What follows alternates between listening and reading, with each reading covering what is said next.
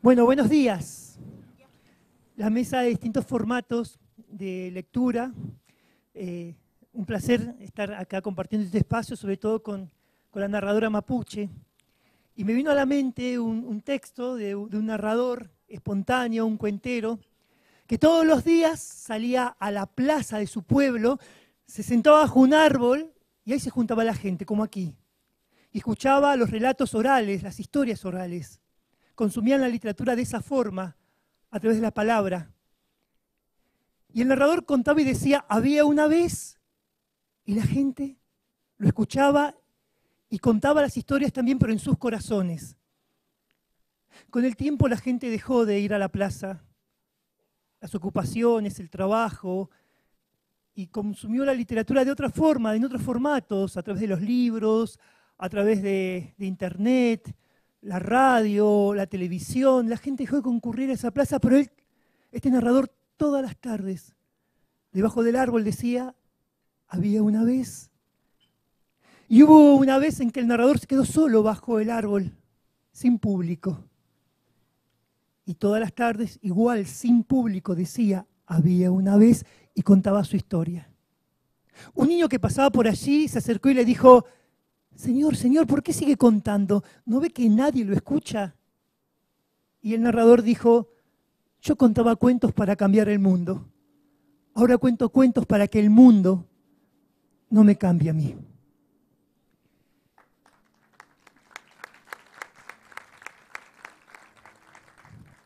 Y también me acuerdo de la historia de Juan y María, que se conocieron por internet compartiendo lecturas.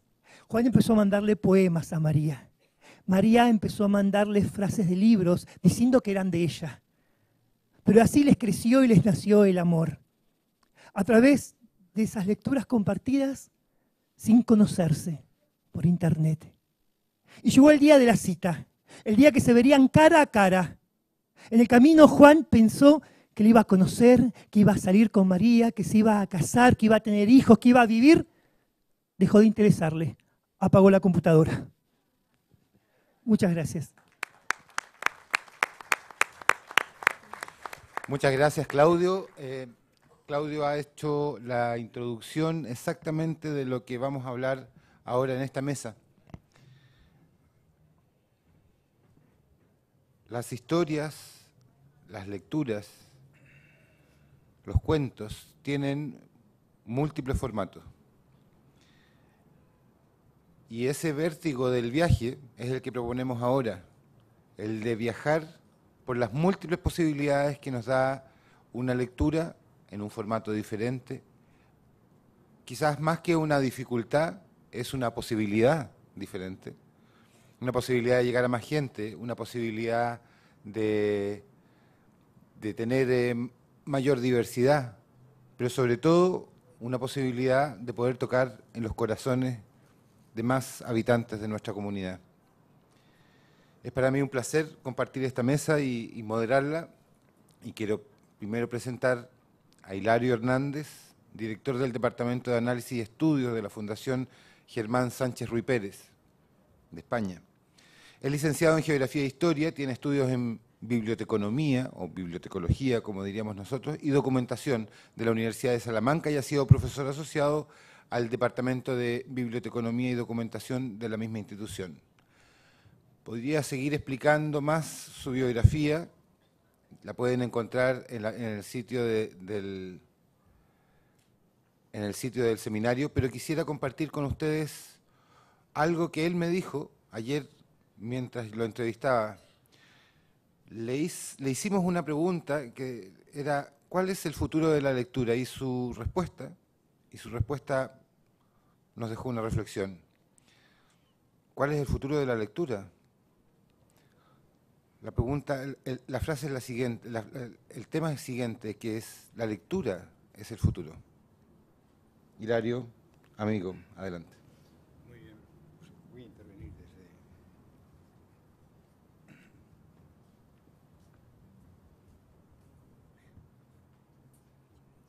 desde... buenos días a todos. En primer lugar, pues manifestar que estoy encantado de poder participar y compartir con ustedes estas jornadas del Seminario de Bibliotecas Públicas y agradecer especialmente pues, a las personas que han hecho posible aquí mi presencia. No hace falta que las mencionen, yo creo que todos sabemos y todos ya nos conocemos lo suficiente.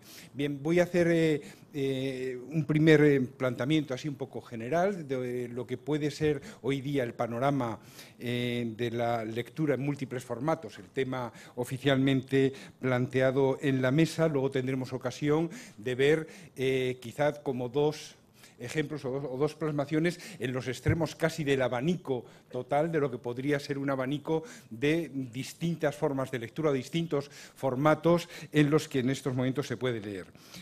Comentarles simplemente que yo procedo de España, ya me lo han dicho, y de la Fundación Germán Sánchez Ruy Pérez, que muchos de ustedes, o por lo menos algunos de ustedes, la conocen. Es una institución de referencia en mi país, en España, sobre el mundo de la lectura, de las bibliotecas y del libro. Llevo vinculado pues, más de 20 años a esta institución, y aunque ahora me dedico expresamente al Departamento de Análisis y Estudios, he gestionado bibliotecas y proyectos de lectura durante muchos años. Ahí tienen, y cuando quieran en la presentación pueden ver alguna de los servicios web más significativos de nuestra institución.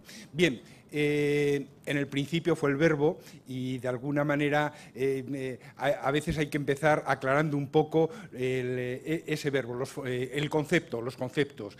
En parte porque a lo mejor pues, los conceptos, la terminología que utilizamos y que utilizo yo procedente de España y aquí a veces pueden variar, pero sobre todo porque hay en estos momentos, con todos los conceptos y todos los términos asociados a la lectura, etcétera, una gran transformación de la realidad y, por tanto, también de los conceptos asociados a esa realidad, y a veces se terminan utilizando pues, como sinónimos muchas palabras. Formato, por ejemplo, cuando hablamos de formato, pues, por lo menos en mi país en muchas ocasiones se asimila y se utiliza como sinónimo de soporte, y se habla de la lectura en distintos soportes o de distintos medios de comunicación, etcétera. Simplemente no vamos a entrar aquí tampoco, ni voy a, por supuesto, hacer una definición de lo que debería ser formato. Simplemente me gustaría que tuviéramos en cuenta el que por lo menos vamos a hablar de los formatos en relación con la lectura desde tres perspectivas. Una primera, que es la tipología documental, y hablamos de libros, de periódicos, de revistas, de cómics, de páginas web, etcétera, etcétera. En un segundo lugar, la codificación o la tecnología de codificación y de lectura, la codificación básicamente la analógica textual y la codificación digital, lo que pueda significar la codificación textual, y la tecnología de lectura, bien se refiere al papel o a las pantallas, a lo analógico y lo digital, también en definitiva a lo tradicional y el mundo virtual. Y por último, la codificación lingüística, cuando hablamos de textos o de mensajes orales, o cuando podemos hablar también de una codificación audiovisual o visual icónica o iconográfica, etcétera. Bien, en función de esto, lo cierto es que hoy día cada vez es más difícil hablar de lectura en un sentido unívoco, de decir, la lectura es esto, primero porque se está transformando y porque lo cierto es que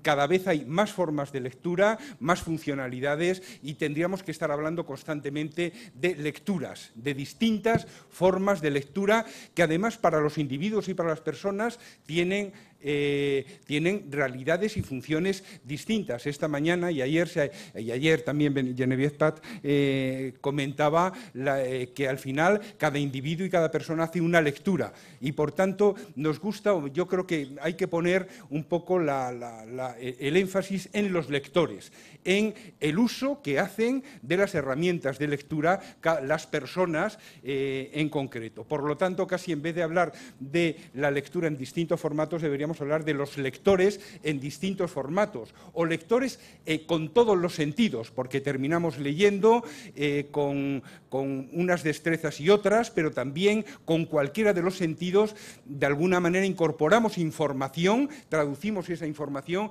en conocimiento, y esa es básicamente la herramienta de la lectura.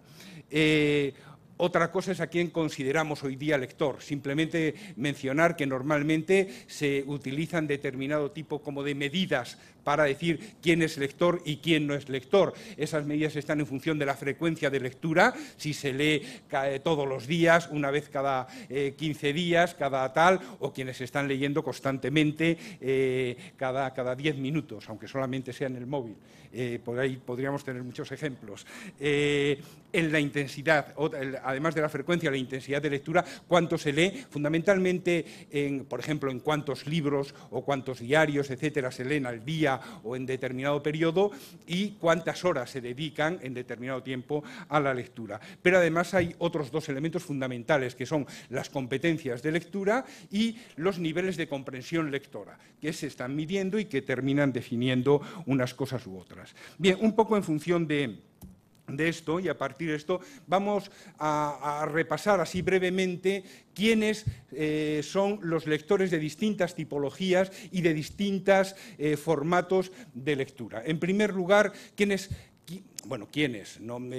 ¿cuál es el perfil sociodemográfico, en definitiva, de cada uno de estos o de este tipo de lectores? En primer lugar, los lectores de libros. Al margen, evidentemente, todos los datos que puedo sacar aquí proceden básicamente de España, de los estudios de hábitos de lectura que se realizan en España, pero hasta donde he podido ver también coinciden los perfiles generales, no los porcentajes concretos, aparte de las diferencias, coinciden básicamente con los estudios de comportamiento lector que se llevan haciendo también actualmente en Chile. De manera que podríamos definir, grosso modo, el perfil típico de lector de libros en una mujer. Son más mujeres que hombres quienes leen libros, y eso con diferencias que además acrecientan cuanto mayor es el porcentaje general de lectores de libros. Como digo, una mujer joven o adulta joven, hasta los 35 o 40 años, normalmente residente en entornos urbanos, más que en entornos estrictamente rurales, con estudios universitarios o, en todo caso, estudios secundarios, y con más probabilidades de leer si se es estudiante. En definitiva, este es el perfil básico, marcando, y sí me gustaría señalar desde el principio que hay dos elementos claves o dos variables sociodemográficas claves que marcan diferencias de lectura. La primera y fundamental, el nivel educativo. El nivel educativo que se haya establecido, y son donde se marcan mayores diferencias entre quienes más leen, o por lo menos más libros leen, y quienes menos, entre aquellos que solamente tienen estudios sin terminar o estudios como máximo hasta primaria, y aquellos que tienen estudios superiores de carácter universitario, etcétera, marcan diferencias clarísimas. Y la segunda, en parte también asociada a esta otra, la segunda variable es la edad. Cuanto más aumenta la edad, menos porcentaje de lectores encontramos. Quizá porque también las generaciones más mayores son las generaciones que tienen mayores déficits educativos desde su infancia, que no pudieron estudiar, y sin embargo ahora las generaciones más jóvenes tienen niveles educativos mayores. En todo caso, la lectura se lee o se leen libros no solamente en el tiempo libre y por entretenimiento, también se lee por trabajo o estudios globalmente. Como digo,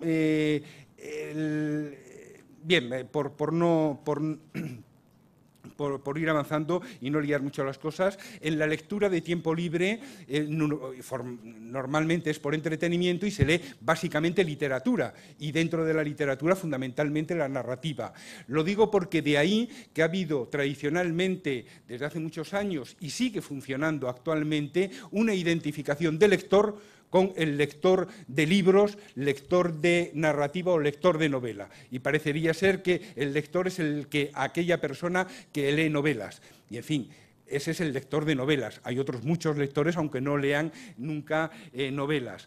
En todo caso, hay que decir que el incremento de población lectora se está produciendo fundamentalmente por el incremento de la frecuencia de lectura, es decir, de que hay cada vez más lectores frecuentes, pero con dudas de cómo va a funcionar la cosa en el futuro, porque precisamente las generaciones más jóvenes, los adolescentes y jóvenes, son aquellos donde se da una lectura más ocasional. No leen, digamos, con una frecuencia diaria o semanal libros, estamos hablando de la lectura de libros, sino con frecuencias más mensuales o incluso de cada 3 meses. En definitiva, lo mismo que dábamos un poco el perfil anteriormente de los lectores, el perfil de los no lectores hoy día en nuestros países se identifica fundamentalmente con personas con 50, 55 años o más, a partir de esas edades, residentes en medios rurales, con niveles educativos bajos o hasta primarios como máximo, con jubilados, algo asociado a la edad, y con amas de casa. Decía antes que las mujeres tienen un mayor porcentaje de lectores en la lectura de libros que los hombres, con alguna salvedad. Si solamente se definen como amas de casa, no tienen ningún tipo de profesión o algo parecido, el porcentaje baja. También habría que decir que en la infancia no hay esa diferencia. Niños y niñas leen con porcentajes similares. Esas diferencias se van generando a partir de la adolescencia. Bien.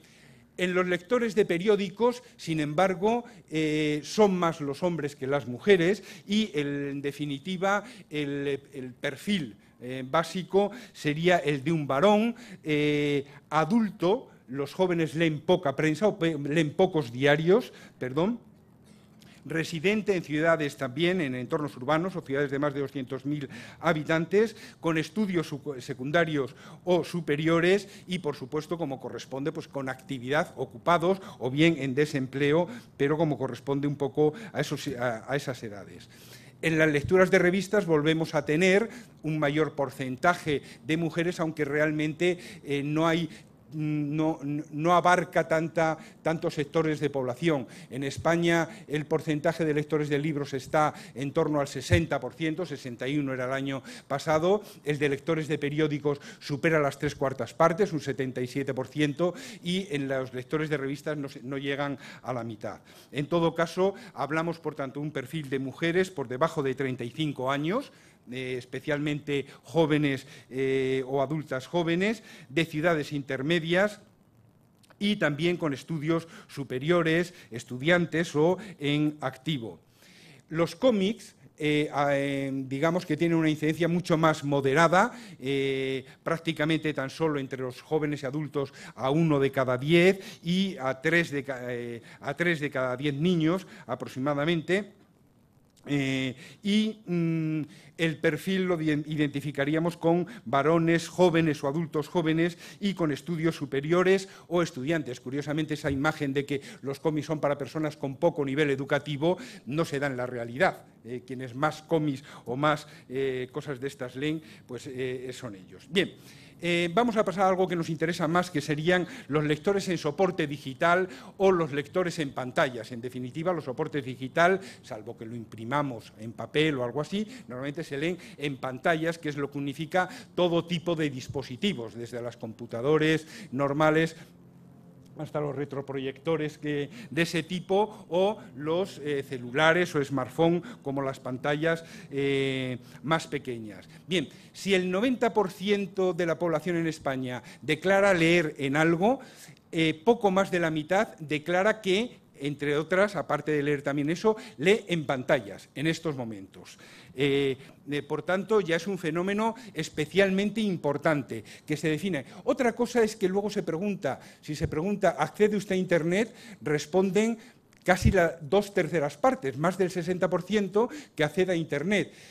Si el 60% o el 62% accede a Internet, pero solo el 50% dice que lee en pantallas, y además la lectura en pantallas no implica que esa pantalla esté directamente conectada a Internet, se está haciendo uso de Internet, hay un desfase ahí de porcentajes de gente que cuando accede a Internet no considera que está leyendo. Sin embargo, yo creo que es difícil ni siquiera identificar el vídeo de YouTube que quieres ver sin un proceso mínimo de lectura. Pero lo digo un poco por cómo funciona la asociación normal de la actividad de lectura en el imaginario social en nuestras sociedades en estos momentos. Lo cierto es que se lee y se utilizan para la lectura en pantallas todo tipo de dispositivos, de pantallas, de funcionalidades, integran todo tipo de tipologías documentales en estos momentos, las pantallas, todo tipo de contenidos, etcétera, y con un elemento importante, y es la tendencia a la conectividad permanente.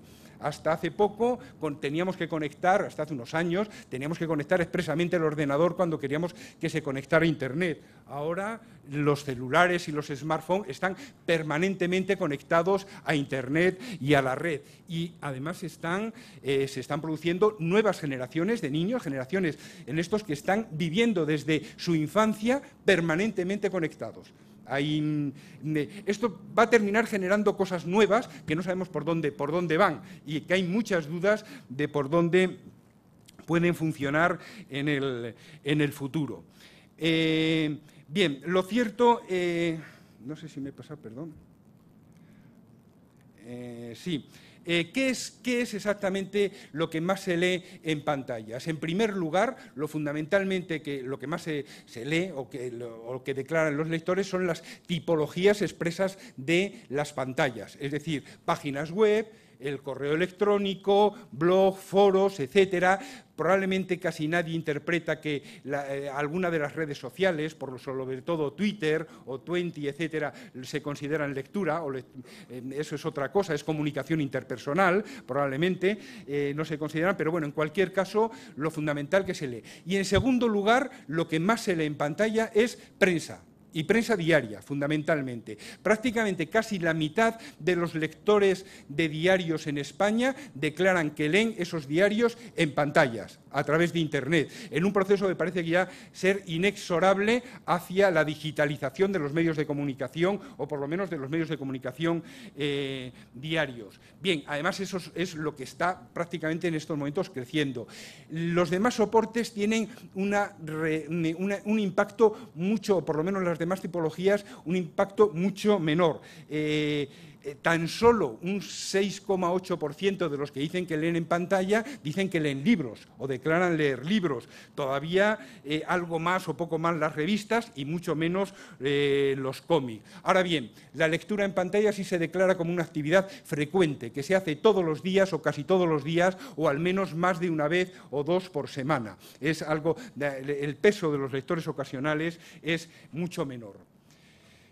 Algo del perfil sociológico, son más los hombres que las mujeres los que leen en pantalla. Curiosamente, lo contrario que también ocurría, sin embargo, con los libros. Las diferencias según la edad y según los niveles educativos son todavía mucho mayores que en lo que podía ser la lectura de impresos. La edad marca límites muy claros e importantes y los niveles de estudio fundamentales, de manera que la brecha de la lectura digital se puede identificar hoy todavía y se sigue identificando, al menos en cualquier comunidad, entre las personas de más edad, con niveles educativos bajos, o de hasta primarios como máximo, y sin actividad profesional o algo parecido.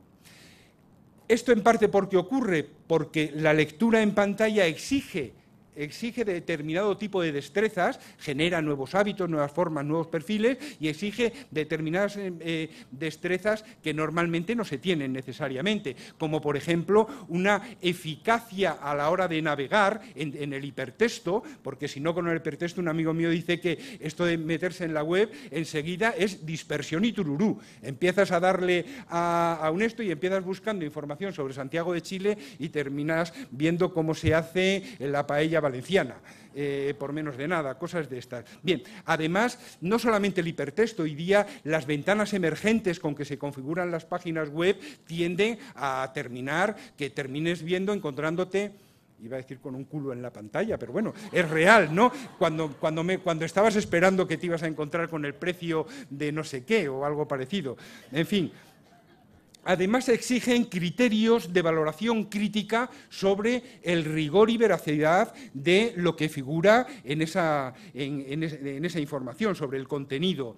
Exige también por parte de las personas una capacidad de integración de distintos tipos de textos continuos, textos discontinuos, de texto con imagen y sonido, en definitiva, incluso a veces de distintas lenguas, y que está saltando, es difícil navegar 5 minutos seguidos sin pasar a una página en inglés, eso aunque estemos así.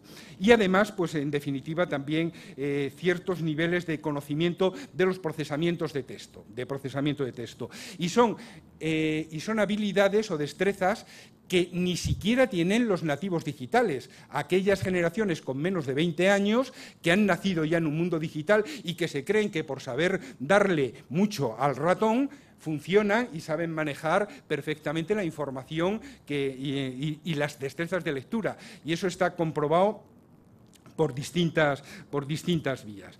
Bien, de hecho, los rendimientos de lectura digital, según el estudio PISA y el informe del PISA que se hizo en 2009 también sobre lectura en pantallas, Chile participó, aunque no he conseguido un informe específico de Chile sobre la lectura en pantallas, pero imagino que será relativamente común, por lo menos a lo que ocurría en el conjunto de la OCDE, del informe general y del informe español, es que los buenos rendimientos de lectura en pantalla en adolescentes de 15 años, estamos hablando, el estudio PISA se realiza en ese sector de edad, correlacionan con determinadas circunstancias de los alumnos. En primer lugar, con el contexto socioeconómico, tanto el contexto socioeconómico de la escuela o del colegio al que pertenecen o al que van, como con el contexto socioeconómico del hogar o de la familia. En segundo lugar, los buenos rendimientos en lectura digital correlacionan positivamente con los buenos rendimientos de lectura impresa. Es decir, son aquellos buenos lectores de impresos quienes obtienen mejores resultados de lectura en pantalla. No hay caminos divergentes en la lectura, entre la lectura de un tipo y la lectura de otro. Son caminos convergentes. Que además la lectura por disfrute también correlaciona positivamente, y el interés por la lectura son aquellos adolescentes que leen por gusto quienes obtienen también mejores resultados. También correlaciona positivamente con la variedad de tipologías de lectura, que lean no solamente libros de texto, también libros de literatura, que lean revistas, etcétera, etcétera, se obtienen también mejores resultados. Y por supuesto, también correlaciona positivamente con habilidades dentro de casa, es decir, con que en casa utilicen Internet para buscar información fundamentalmente. No correlaciona positivamente, tampoco en negativo, el uso de las redes sociales. Es decir, que los niños que están todo el rato con Twenty o con el Twitter o con algunas cosas de Facebook o cualquier tipo, no correlaciona directamente con que tengan mejores resultados en la lectura en pantalla. Bien, podríamos hablar de determinados límites, pero yo creo que son límites en la lectura en pantalla que probablemente si nos volvemos a juntar dentro de un año han cambiado ese tipo de consideraciones y bueno, los podéis tener y no nos vamos a detener especialmente en ello. Porque me gustaría hacer un breve comentario sobre lo que está significando y porque para las bibliotecas está teniendo una importancia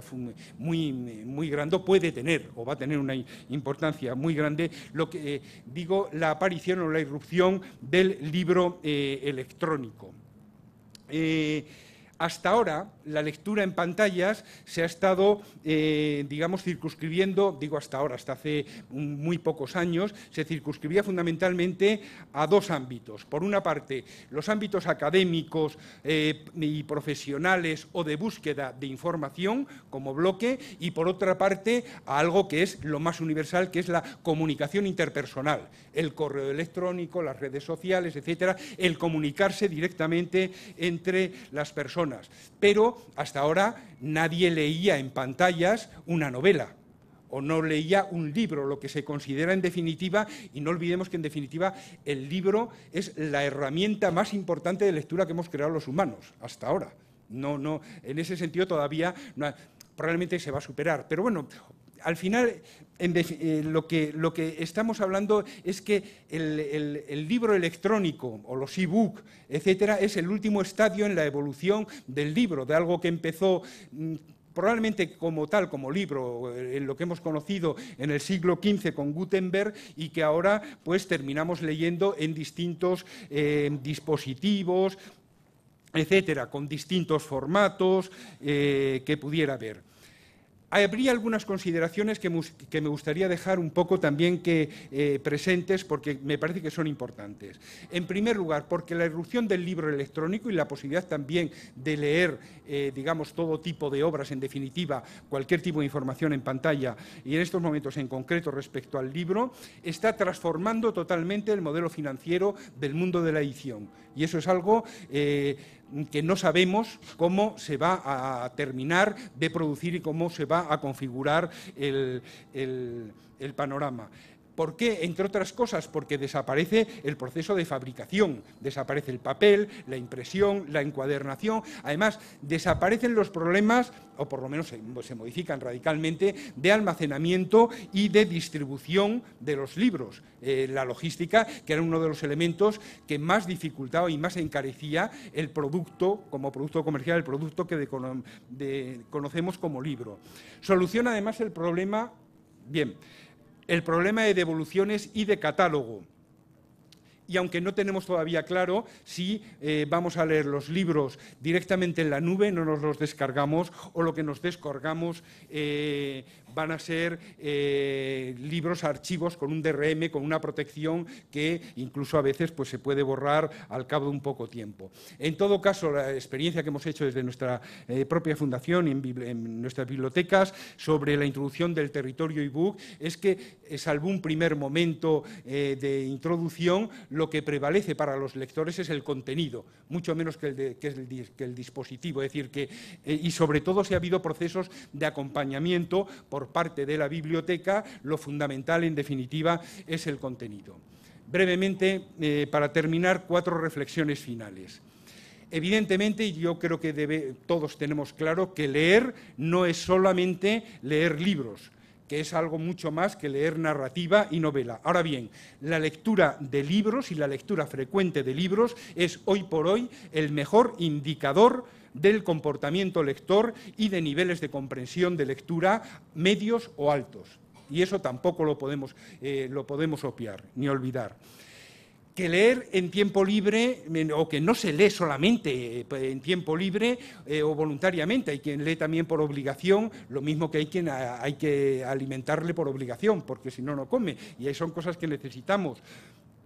Pero que promover el gusto por la lectura es entre eficaz e imprescindible para llegar a conseguir buenas destrezas lectoras o buenos niveles de comportamiento lector.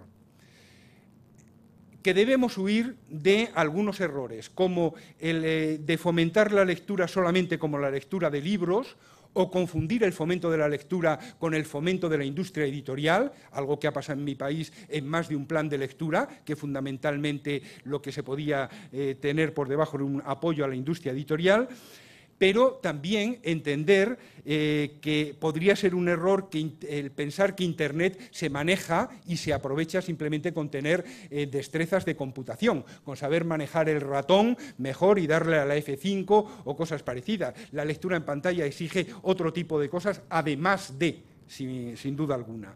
Y que en definitiva pues necesitamos un planteamiento en el fomento de la lectura, en el fomento lector, un planteamiento integrador de lo analógico y de lo digital, del papel y de la pantalla, lo mismo que un planteamiento integrador que sea capaz de integrar textos continuos, como puede ser una novela, textos discontinuos, textos con hipertexto y sin ningún tipo de continuidad, y con necesidades de navegación y, por supuesto, la lectura con contenidos multimedia en que interactúan textos, etcétera, etcétera. Bien, por ahí tienen las fuentes o las referencias que pudieran necesitar.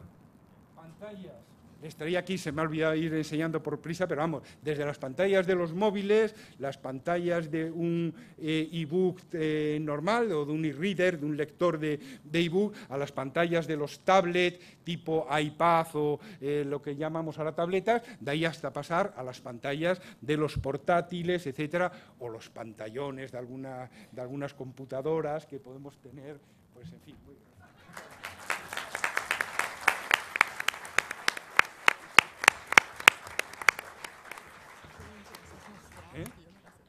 Muchas gracias, Hilario. Bueno, vamos a seguir en este viaje. Ahora abróchense los cinturones porque vamos en una cosa aún más tecnológica. Vamos a entrar a algo así como una película de Blade Runner o de Stanley Kubrick. Vamos a presentar a Claudia Muñoz Reyes, directora regional para América Latina de Seed of Empowerment de la Universidad de Stanford. Ella tiene una maestría en gestión de políticas públicas con la mayor distinción en el Harvard Institute. Es licenciada en Ciencias Sociales y Periodismo en la Kansas University y experta en desarrollo internacional para las tecnologías para la educación.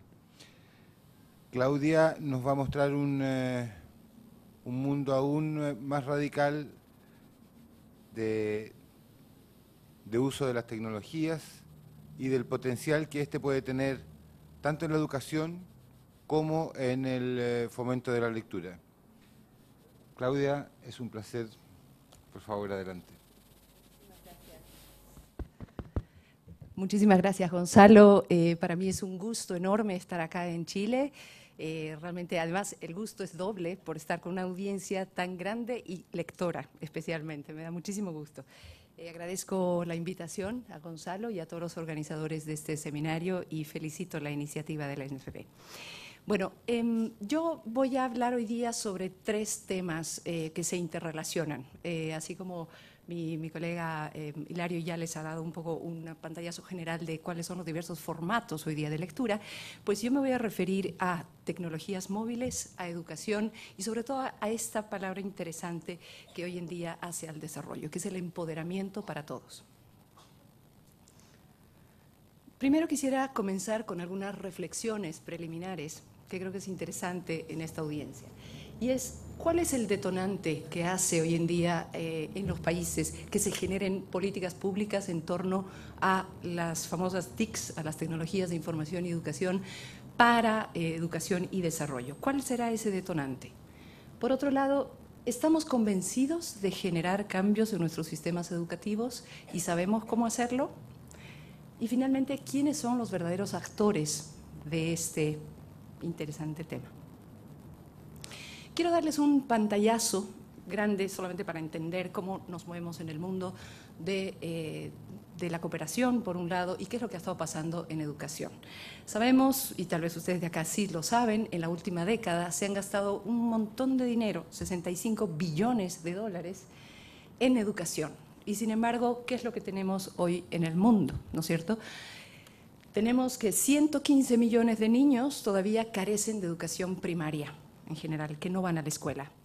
1/3 de los adolescentes del mundo también desertan de las escuelas secundarias. O sea, hoy día no tenemos adolescentes, 1/3 de estos están fuera de la escuela. Y finalmente tenemos también una preocupante cifra, que es 800 millones de personas en el mundo que son analfabetos, que nunca en su vida han tenido la oportunidad de aprender a leer y escribir. Entre ellos, el 50% son mujeres. Si vemos, por otro lado, un pantallazo de lo que pasa con las tecnologías y los usuarios de Internet, vemos que en la región efectivamente no estaremos tan mal como el subsahara africano o el sudeste asiático, pero ciertamente nuestras estadísticas no son como los países desarrollados. Tenemos alrededor de 32 usuarios por cada 100 que tienen acceso a Internet y más o menos de PCs tenemos un 22.5%. Estas estadísticas han variado un poco, pero efectivamente no llegamos todavía a los niveles de países desarrollados. Lo que quiero decir con esto es que no estaremos tan mal, y obviamente lo sabemos, como el subsahara africano o el sudeste asiático, pero tenemos 4 millones de niños en América Latina que no tienen acceso a la educación básica y primaria. Por otro lado, quería traerles esta imagen, el mundo de noche, y no porque sea nuestro bello planeta azul y un arbolito de Navidad, sino por esto. porque hoy en día claramente el mundo se divide, y como muchas en la historia, entre hemisferio norte y hemisferio sur. Pero ¿cuál es el tema clave aquí? Es la densidad de conectividad en el mundo. Y podemos ver claramente cómo el continente africano está pues básicamente inexistente. Y la frase que dice, si no estás en Internet no existes, pues aquí más o menos sería eso, ¿no es cierto? Vemos claramente cómo está la división y estas son las cosas que nos preocupan a gente que estamos en educación y en desarrollo. Pues si vemos una imagen de nuestra región, que es lo que está pasando en América Latina, y esto ha ido cambiando también en los últimos años, pero vamos a ver que claramente países como Chile, como Argentina, como México, efectivamente tienen una alta ya porcentaje de penetración de Internet, pero hay otros como Bolivia, Paraguay, las Guyanas, algunos de Centroamérica, donde todavía la penetración de Internet es menor de los 30%. Si vemos este cuadro, que es interesante, que es una comparación de las últimas tecnologías, vemos claramente cómo la tecnología móvil en la última década, en los últimos 8 años, ha hecho un salto cualitativo muy importante, como lo pueden ver, incluso comparado con telefonía fija y con usuarios de Internet. ¿Qué es esto? Se esperaba que para fines del 2009 iban a haber 4.6 billones de suscriptores en todo el mundo. Esta estadística se sobrepasó y hoy día son 5.2 billones de personas en el mundo que cuentan con un teléfono móvil. Esto se refleja en todos los continentes, como pueden ver, en todas partes del mundo. Si vemos una mirada más cerca a algunos países en América Latina, aquí lo interesante es fijarse cómo algunos países, como por ejemplo Panamá, que ha tenido fuertemente políticas públicas de incentivo a la tecnología móvil, el crecimiento en este periodo de 5 años fue de más del 1.400%. Chile obviamente no escapa a esto. Chile es uno de los países que tiene más celulares que personas, 104%. Vemos que el promedio en América Latina es un 70% a finales del año pasado, es decir, 70 personas cada 100 tienen un celular. ¿Y qué pasa con África? Quiero comentarles y quiero comparar un poco con este continente que efectivamente es el más pobre del mundo, y Ruanda, que ciertamente es uno de los países con mayores índices de pobreza. ¿Qué sucede? A finales del 2010 reportaron 60.000 nuevos suscriptores de teléfonos celulares al mes. Y ustedes lo pueden ver acá, este tipo de comunidades, ¿no es cierto?, donde no existe el agua potable, donde no existe la luz eléctrica, pero sin embargo, ¿qué? Existe el móvil. Y ustedes dirán, ¿y para qué le sirve a esta persona que no tiene, o sea, cómo le va a poder mejorar su calidad de vida? Y ese es el tema. No sé si lo han escuchado, pero con toda la tendencia del cash mobile, que es un tema de poder sacar como un cajero electrónico a través del móvil, estas personas que nunca en su vida accederían a una cuenta bancaria, pues hoy día sí, con su móvil van a esa tiendita y como comprar agua, pueden sacar dinero en efectivo. Eso ha sido realmente un boom en Ruanda, Kenia y Mali. Esto es un cuadro muy interesante que sí quiero que se fijen, y es que no les estoy hablando de acá 5 años o a 10, les estoy hablando del próximo año. A finales, esta tendencia se va a dar claramente, y es que van a haber más cantidad de usuarios que acceden a Internet a través de un dispositivo móvil, de un teléfono inteligente o de una tableta, que a través de una computadora. Y eso claramente es la tendencia y obviamente tiende a subir. Esta tendencia se ha reflejado también en el tema de aplicaciones y de aplicaciones específicamente en temas de educación, que si se fijan en los últimos años han ido muchísimo más hacia las versiones para teléfonos móviles, para tabletas, que para simples computadoras, ¿no? ¿Qué quiero decir con todo esto? Y quiero hablarles un poquito también de este otro tema interesante, que es el tema de la evolución. Todas las personas, los organismos vivos, evolucionamos, los pensamientos, las organizaciones, las empresas, ¿verdad? Y no solamente por un tema de conseguir una mayor eficiencia como empresa, sino también por conseguir finalmente una sostenibilidad en el largo plazo. Y me quiero referir acá al sector educación. Y quiero hacer una comparación con una industria que todos las conocen acá, que es la industria aeronáutica, ¿no es cierto? Hace 40 años vemos cómo los aviones efectivamente despegan y aterrizan de la misma manera, mal que bien, de la misma manera. ¿Qué es lo que ha cambiado, en todo caso, en estos últimos 40 años? Y vemos que efectivamente, probablemente el precio de los boletos, la forma como la gente hoy día hace el check-in, etcétera, etcétera. Pero básicamente es lo mismo, ¿no es cierto? Si hacemos una analogía con la tecnología móvil, hoy día, con todo lo que es, y ustedes, algunos de acá, se acordarán de algunos de estos ladrillos, ¿verdad? De hace apenas 30 años atrás, pues yo ciertamente sí lo tenía, y este sobre todo, que servía muy bien para ir al área rural, ¿verdad? Que nos duraba por lo menos 10 años. Pero ¿qué se parece hoy este ladrillito de acá a esto, a esta pequeña computadora, ¿no? Y probablemente sus hijos dirán, pues que realmente en nada, porque hoy día las nuevas generaciones, como lo decía Hilario ya, los nativos digitales, lo último que hacen es hablar con el celular. Mandan textos, sacan fotos, graban videos, hacen, qué sé yo, aplicaciones, juegos, etcétera. Y realmente hoy día es muy, muy, muy diferente. Y entonces, ¿qué estamos hablando? Estamos hablando de la prioridad del valor y de la expansión y calidad de la experiencia del usuario, que claramente es muchísimo más grande. Y hoy por hoy, estos teléfonos se parecen muchísimo más a una computadora que verdaderamente a un teléfono. Estoy hablando de las ventajas temporales. Quiero hacer una analogía con los grandes, hoy día, con las grandes industrias que todo el mundo conoce. Nokia, por ejemplo, que efectivamente ocupó el primer lugar hace muchísimo tiempo en temas de innovación digital. Pero ¿qué es lo que está pasando ahora? Ya no está en el primer piso, en el primer lugar. Y esto es interesante, y esto es lo que está pasando ahora, ¿verdad? Android se está comiendo al mercado de Apple. Y nadie niega que los productos de Apple efectivamente son muy buenos, pero ¿qué es lo que pasa? ¿Por qué es que Android está ganando todo el mercado hoy día en América Latina y en Europa especialmente? Es por el tema del open source o el código abierto, ¿verdad? Nosotros como universidad, claramente, todas nuestras aplicaciones están en código abierto, un poco por el incentivo a la sociedad de la información. Entonces, finalmente, ¿qué es lo que quiero concluir? Si el factor de evolución externa excede el factor de evolución interna de la organización, de la persona, del ser, pues estás realmente, es eminente tu extinción, ¿no es cierto? Es decir, o te adaptas a las reglas de juego que hoy en día cambian rápidamente o simplemente mueres. Y hay muchas organizaciones o muchas instituciones que están acostumbradas solamente a apagar incendios y que lamentablemente no se ocupan de lo importante. Y esa es otra reflexión que quiero hacer hoy y que quiero compartir específicamente en el tema de educación. ¿Qué vemos acá? No sé si alguien se anima a decirme qué puede ser esta imagen interesante al margen de un bonito cuadro renacentista. Pues lo que estamos hablando acá es efectivamente un proceso de enseñanza-aprendizaje, ¿no es cierto?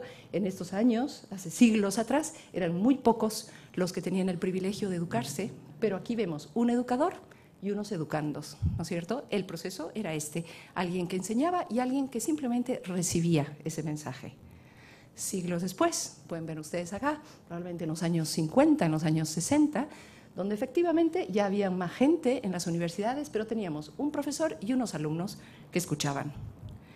Años después, que vemos acá, efectivamente, una clase, un aula típica de una universidad, en este caso Stanford, no es propaganda para Apple, por si acaso, pero pueden ver que claramente los chicos hoy día toman notas con computadoras, ¿verdad? Con portátiles, así es. Pero el proceso de aprendizaje es exactamente el mismo. Acá nos imaginamos que está un profesor, ¿verdad? Y alumnos que están tomando simplemente en otro formato, pero está siendo exactamente el mismo proceso.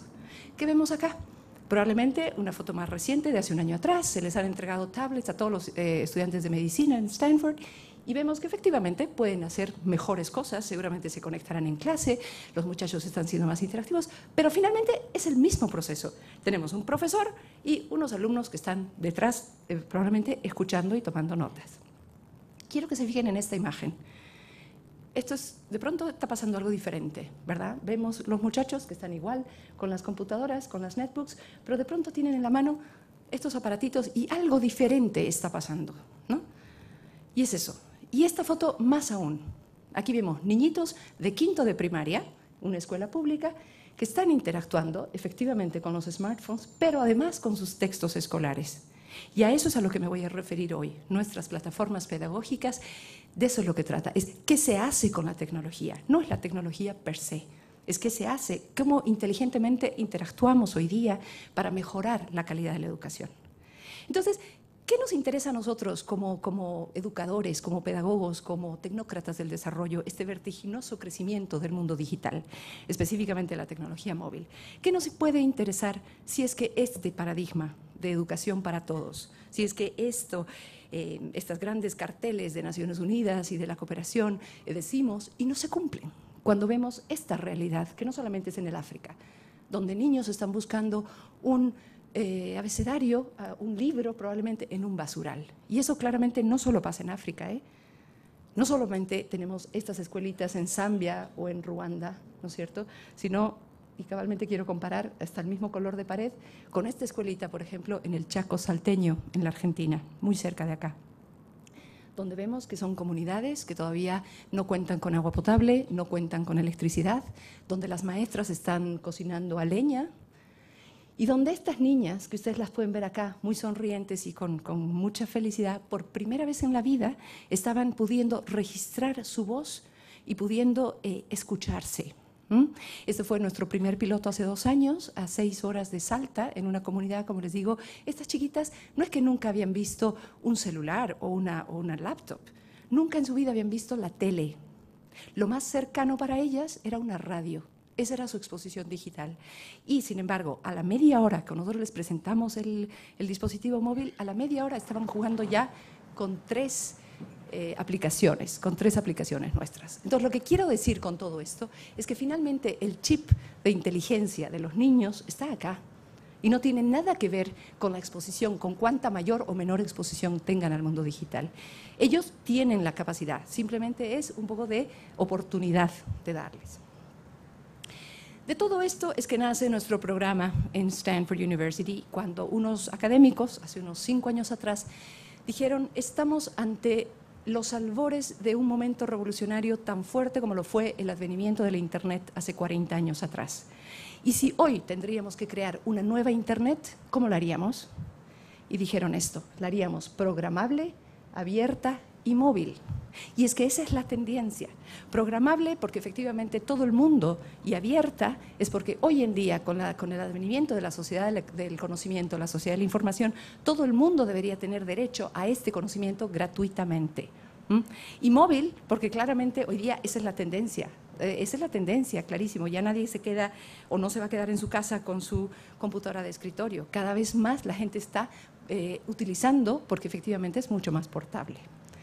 Así es que nace, este fue el equipo fundador de este programa en Stanford hace unos años, y no es casual que ustedes vean que educación está a la cabeza, porque efectivamente tiene muchísimas ramas, pero es un programa que tiene un objetivo claro y un norte, que es la educación, a la cabeza del Dr. Paul Kim. De ahí nace nuestro programa, Seeds of Empowerment, que viene a ser, semillas de empoderamiento, que viene a ser el brazo social de este programa de investigación en Stanford. Y lo que hacemos es implementamos proyectos en el mundo, en países en desarrollo, que tienen que ver justamente con educación y tecnologías móviles. Para eso, empezamos hace el 2009 en realidad el 2008 en África y en la India, y a finales del 2009 en América Latina, en países como México, Costa Rica, Salvador, República Dominicana, y desde el año pasado acá en Sudamérica estamos en Argentina, Uruguay, Brasil y Surinam. ¿Cuál es el propósito del programa específicamente? Es generar capacidades locales.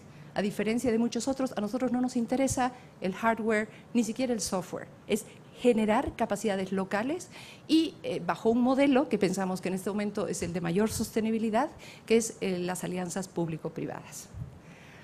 Quiero pasarles rápidamente aquí algunas imágenes de nuestros proyectos que empezamos hace unos años atrás. Como les decía, esto por ejemplo se dio en México, y si ustedes pueden ver aquí estos chiquitos, cuando yo llegué, esto era Baja California, una comunidad nómada indígena, y decía: ¿por qué estos chiquitos no van a la escuela? Si realmente es obligatorio, y puedan ver la tierna edad de ellos. Es simplemente porque carecen de certificado de nacimiento, y como no tienen un documento de identidad, no los aceptan en las escuelas. Y entonces, para estos niños, en estas condiciones que las pueden ver, para este chiquito que nunca en su vida va a leer un libro, que nunca en su vida va a recibir un texto escolar, pues la escuela de bolsillo o el pocket school era todo. Y para ellos la alfabetización, la matemática, todo pasaba por este dispositivo móvil. O sea que se imaginarán que realmente fue un salto y una satisfacción enorme para esta comunidad. Hoy por hoy también justamente se trata de abaratar y de lograr formas de recarga de estos aparatos, así que pueden ver, hay dínamos que funcionan en bicicletas o como paneles solares. Y pueden ver acá que un muchacho en 20 minutos de manejar la bicicleta ya está cargado el aparatito. Entonces no hay excusa de que no hay electricidad. O sea, esto funciona. Como pueden ver, este es por ejemplo algunos otros niñitos en la India. Y no es casual que vean grupos de a 3, ¿sí? Porque efectivamente nuestras investigaciones nos dicen que la interacción entre pares, entre niños de la misma edad, sube claramente la curva de aprendizaje y el rendimiento. Entonces, por lo tanto, siempre ponemos, el modelo no es 1 a 1, sino es 3 a 1, 3 niños por un dispositivo móvil. Estos chiquitos que ven acá, por ejemplo, son los famosos chiquitos Madaris, hijos de los encantadores de serpientes en la India, que obviamente nunca van a la escuela, que viven con menos de $1 al día, y sin embargo fue el grupo de investigación en el mundo con mayor rendimiento matemático, aunque no lo crean. O sea, impresionante. Esto es en Costa Rica, por ejemplo, uno de nuestros también primeros proyectos, donde estos niños que los ven acá definitivamente sí van a la escuela. En Costa Rica es obligatoria la escolaridad, pero viven en estos tugurios en San José. Entonces, obviamente, estos niñitos no tienen ningún apoyo después de la escuela, en la tarde, porque muchas veces no viven con los padres, muchas veces incluso los tutores están ausentes, y entonces van a este centro comunitario para recibir este apoyo a través de nuestro programa. Esto es otro caso en El Salvador, una escuelita rural, muy rural. Aquí estamos con la ministra de Educación y Ciencia y Tecnología, donde se han hecho muchos otros proyectos. Palestina, como verán, obviamente por razones obvias, es otra comunidad muy vulnerable en niños, donde también estamos actuando. Y para terminar con este tema de los Teacher Mates, que eran estos dispositivos móviles antes de entrar con los teléfonos inteligentes, esto fue una experiencia muy, muy satisfactoria. Malasia e India, nuestras aplicaciones auditivas para niños no videntes, para niños ciegos. Para ellos efectivamente fue enorme la satisfacción poder pasar desde la enorme máquina braille pesada a estos aparatitos y poder leer historias y hacer las tareas. Hoy en día este sistema se está poniendo en 16.000 escuelas en los Estados Unidos, escuelas claramente con altísima población latina, hispana, y lo que nosotros hacemos, como pueden ver acá, es, digamos, apoyarles a la lectura y al aprendizaje del idioma inglés como segunda lengua, porque estos niñitos no tienen ningún apoyo tampoco en sus familias de gente que habla inglés. Entonces, ¿cuál es el contenido hoy día o cuál es la visión de educación que nosotros queremos poner en nuestros programas? Definitivamente, y como muchos de ustedes tal vez lo puedan saber, estamos bajo la línea, obviamente, de incentivar las ciencias, la tecnología, la ingeniería y las matemáticas, ¿no? Lo que se conoce por STEM. Pero también creemos que es muy importante tener proyectos basados en la colaboración, ¿no? Esas son las famosas destrezas del siglo XXI que hoy día los chicos sí tienen que saber. Por supuesto, hacer énfasis en lo que es el uso inteligente y el uso beneficioso para ellos de las redes sociales. Es un modelo que está centrado en el estudiante, ya lo vamos a ver después, y obviamente tiene mucha interactividad de la Web 2.0. Entonces, los objetivos principales o los pilares, diría yo, de estos nuevos proyectos, ¿qué son? Es uno, acortar la brecha digital y cognitiva. Y quiero hacer realmente hincapié en lo cognitivo, porque no se trata solo de acortar la brecha digital hoy en día. Los que estamos en este tema hace 10 años o 15 años, poniendo telecentros, poniendo antenas, etcétera, etcétera, para acortar la famosa brecha digital. ¿Y qué pasa con la brecha cognitiva? O sea, si eso realmente es lo que difiere y hace el cambio de que los chicos salgan de niveles de pobreza y puedan insertarse en espacios laborales. Ese es como principal pilar, o sea, acortar la brecha digital y cognitiva. El segundo es aprovechar la enorme economía de contenidos creativos abiertos. Tal vez eso no es para todos muy, muy común, y es que existe hoy en día en la web un sinfín de contenidos que están libres y disponibles, justamente por lo que les decía, por la sociedad del conocimiento. Hoy día pueden encontrar grandes conferencias, clases de universidades importantes como, qué sé yo, como Harvard, MIT en Estados Unidos, Stanford, que son absolutamente gratuitas. Eso no se veía hace unos 5 o 10 años atrás. Entonces, no estamos para inventar la pólvora en contenidos. Ya hay muchísimos contenidos en la web y de lo que se trata es de contextualizar a la pertinencia curricular de cada país. Y finalmente, innovar con dinámicas pedagógicas. Es decir, este sistema se adapta perfectamente para sistemas educativos formales, la escuela, o también no formales, es decir, en centros comunitarios, en una biblioteca pública, donde se vea pertinente ponerlo. De los 4 programas, que son nuestros 4 proyectos nuevos, me voy a centrar solamente en 2 por el tiempo, en el eBook Maker y en Smile, que es una plataforma pedagógica tecnológica. Vamos a hablar rápidamente de lo que es el plug computer, o es el enchufe, la computadora de enchufe, así como pueden ver este aparatito tan sencillo que se carga ya bien por paneles solares o por baterías de auto o de camión, como les decía, en lugares donde no llega la electricidad, esto se carga tan fácilmente como con una batería de camión. ¿Qué es lo que es? Es un repositorio de contenidos que lo que hace es contiene todo lo que les decía yo. Hay un sinfín de fuentes hoy día en la web que están disponibles y que nosotros seleccionamos y vemos cuál sería lo más adecuado para la escuela X. Obviamente siempre en alianza estratégica con una universidad local o con un instituto local del país. Pero pueden ver, y ustedes que son bibliotecarios seguramente las conocen, ¿verdad? Está el OER, Open Educational Resources, el Open Learning, el Currikey. Hay un sinfín de fuentes que hoy día tienen contenidos educativos. Es verdad que hay que reconocer que la gran mayoría están en idioma inglés, pero nosotros los traducimos y obviamente los contextualizamos con un socio local. En todo caso, la parte mecánica, digamos, va así, va a través de ese aparato que ya está cargado a la laptop del maestro y de ahí directamente a los teléfonos celulares, a los smartphones de los niños. ¿Ok? O sea que esa es la parte, si ustedes quieren, de infraestructura. No se necesita mucho. Este aparatito y nada más. No estamos hablando ni siquiera de señales de internet. ¿Ok? Estamos hablando en comunidades donde no llega la luz, o sea que menos va a llegar la internet. ¿Qué es el eBook Maker? Como ustedes bien saben, es la creación de portafolios digitales, ¿sí? Hoy en día los chicos realmente están dentro de eso, como les decía, y todo niño, no solamente del que ya tiene su BlackBerry, sino en comunidades rurales donde nunca lo han tomado, ustedes les dan y ellos inmediatamente lo aceptan muy bien. Sabemos, esta imagen me gusta mucho porque refleja probablemente cómo aprenden hoy día nuestros niños. No lo hacen como nosotros hace 20 años atrás, sentaditos en un pupitre muy quietitos. Esta niña está leyendo un cuento a través de un smartphone, ¿no es cierto? Y además está contestando preguntas de comprensión en la misma plataforma, ¿no es cierto? Entonces, es una cosa muy interesante. Pero además, ¿qué es lo que hace entonces? Este proyecto consiste en pedir a los estudiantes que desarrollen contenidos digitales multimedia y creen un cuento o historia de lo que observan en su entorno cultural, ambiental y etcétera, ¿no es cierto? O sea, y que lo compartan con sus compañeros de clase.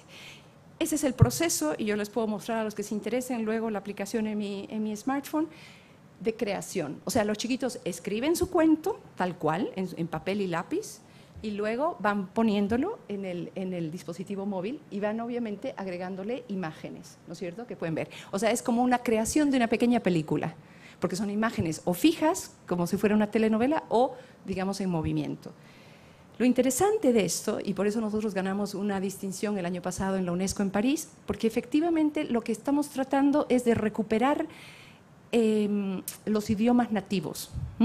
Esto ha sido una experiencia súper interesante en la India, aquí más cerca en la Argentina, con comunidades guaraníes, donde los chiquitos van, y lo hacemos como un taller, van a la casa y pueden grabar la abuelita cantando, contándoles una historia en su idioma nativo, o la filman a la mamá cocinando un plato y entonces de pronto hacen una historia sobre la yuca o qué sé yo, ¿no es cierto? Entonces es un poquito recuperación del bagaje cultural del entorno del niño y además recuperación de los idiomas nativos.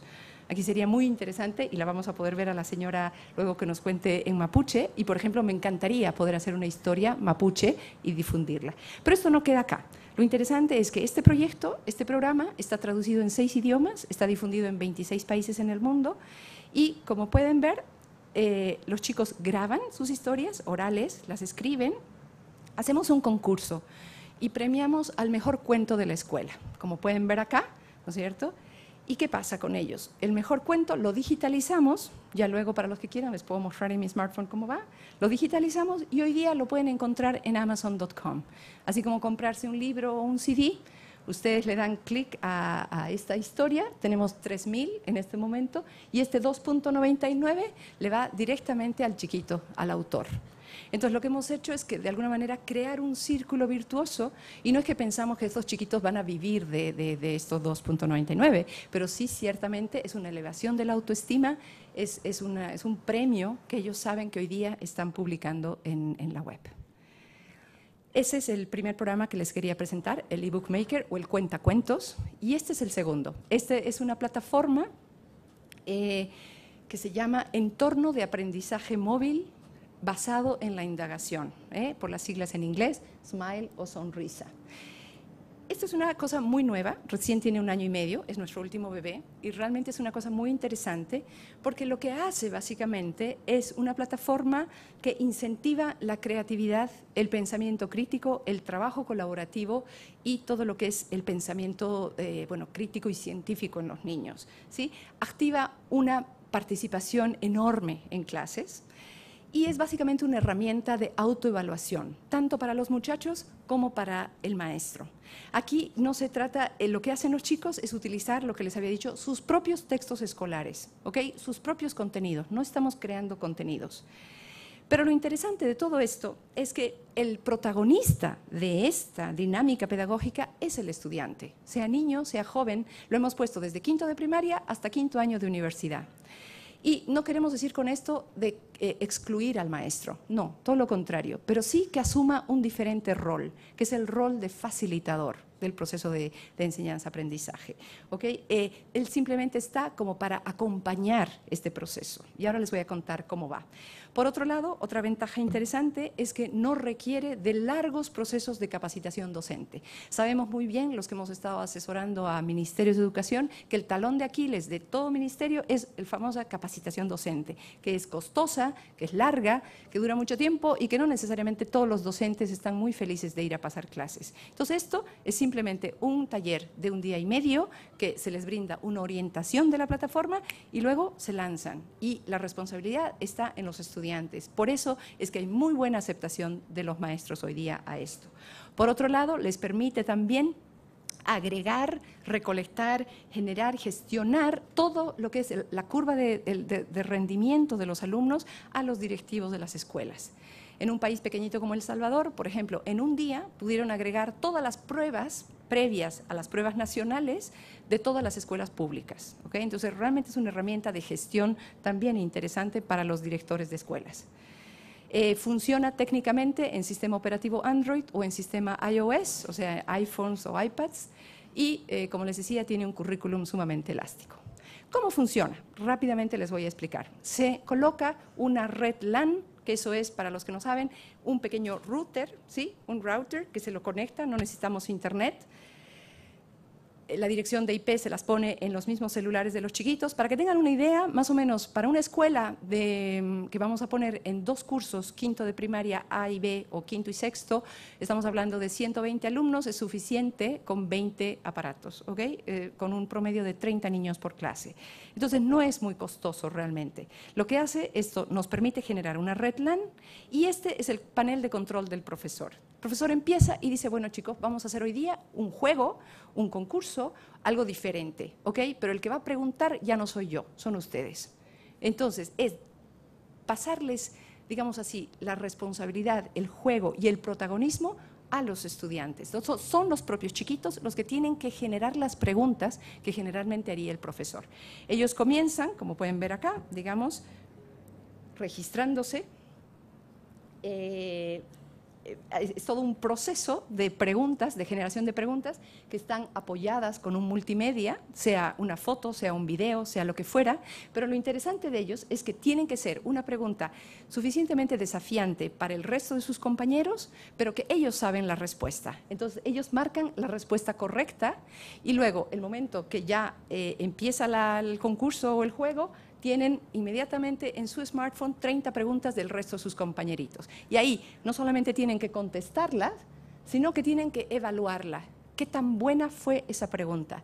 ¿Qué tan bien fue formulada, qué tan buena evidencia multimedial traía consigo. Y bueno, eso ha sido una reflexión muy grande, pero así como lo ven ustedes de sencillo, es una forma para realmente incentivar nuevamente el pensamiento crítico, el trabajo colaborativo, porque es en grupos, y la creatividad en los alumnos. Estos talleres los hemos puesto en clases de matemáticas, de ciencias, de lectoescritura y de inglés como segunda lengua, como pueden ver acá, por ejemplo, en matemáticas. Vean la cantidad de cuentas y de operaciones que hacen los chiquitos para sacar la mejor pregunta y lanzarla al curso. Es una experiencia muy interesante porque obviamente todos los chicos se motivan mucho de poder hacer la mejor pregunta, ¿no? Y que sus compañeros también la sepan. Entonces hemos hecho en matemáticas, en lectoescritura, aquí quiero recalcar, usando sus propios textos, en ciencias y en talleres como participación ciudadana, como medio ambiente, como liderazgo, etcétera, ¿no? El tiempo se me está acabando y nada más, ya, los objetivos y valores son estos: aprender jugando, y creo que eso es muy importante, de verdad. El modelo de sostenibilidad lo explicaré luego para la gente que quiera y que se interese, si quisieran tener y poner el proyecto en Chile. Estos son nuestros socios en este momento. Y pues nada, los que quieran, contáctenme, con todo gusto estaré aquí para atenderlos. El video para otra ocasión, Gonzalo. Gracias.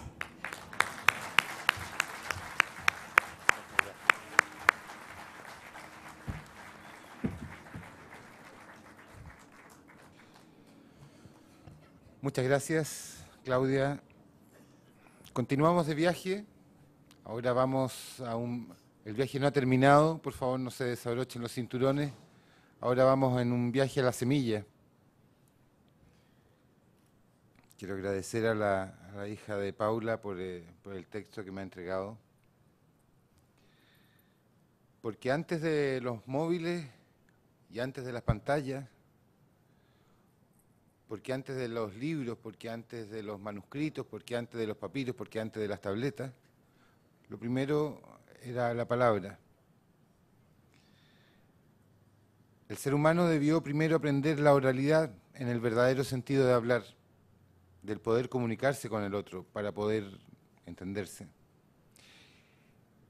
Y de ese momento, cuando el ser humano gesticuló la palabra y el otro pudo entenderle, ahí, en ese minuto preciso, nació la oralidad. De ahí la importancia de la oralidad en la cultura mapuche, porque el hablar, el generar frases y palabras entendibles, lo hace ser la lengua original, la lengua de la voz, de la palabra y el verdadero sentir de la oralidad. Es para mí, sinceramente, un verdadero placer hoy día, que justamente es el Día Internacional de la Mujer Indígena, presentar a Paula Painén, Epeutufe, ¿lo dije bien? Más o menos, o Cuentacuentos Mapuche, que rescata las tradiciones y les entrega valores a los más jóvenes de su comunidad.